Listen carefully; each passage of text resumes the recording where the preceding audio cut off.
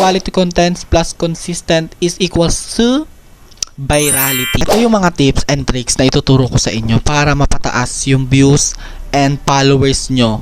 But first, huwag nyo kalimutan ate ko i-subscribe dito sa ate ko and hit notification bell para pag nag-update ako ng mga video and updated kayo ate ko, and pakilike na rin tong video na to, and then let's go. Ito yung mga tips and tricks na ituturo ko sa inyo para mapataas yung views and followers nyo. Malamang kapag mataas yung views nyo, mataas din yung followers nyo ate. So ito yung mga ginawa ko ate ko.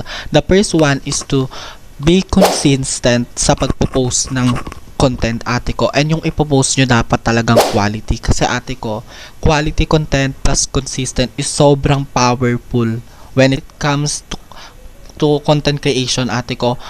Sobrang mahalaga ng pagpo-post ng quality content ate ko, kasi bakit naman magugustuhan ng mga nanonood ng video na yan kung hindi ka magpo-post ng quality content? Malamang i-scroll nila yan, lalo sa TikTok ate ko, meron lang 3 hooks para ma-hooks mo yung audience mo ate ko, and kapag hindi mo nagawa yon, goodbye ate, 0 views and may stuck ka talaga, masya-shadow ban ka. Ito yung tinatawag nilang shadow ban.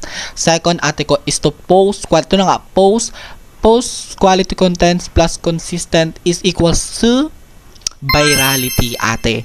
Ayan talaga yung sinasabi ko sa inyo ate ko. Ang tagal ko na talaga nagko-content creation ate ko, and ayan, 10k followers in just 24 hours sa new account ko, and talagang nagba-viral yung mga pinopost ko ate. And ayun lang.